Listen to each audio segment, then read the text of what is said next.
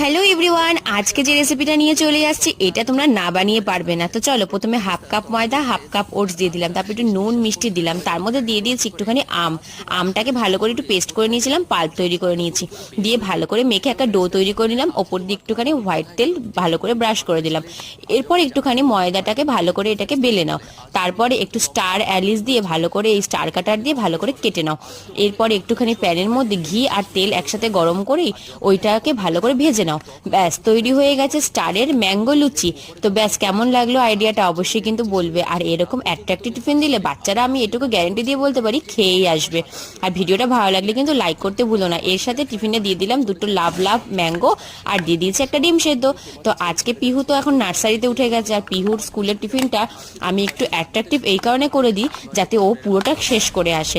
ব্যাস, এবার কাঁটা চামচ দিয়ে দিলাম, আর দিয়ে দিলাম 1 বোতল জল। কেমন লাগলো ভিডিওটা? লাইক সাবস্ক্রাইব করতে ভুলো না। আর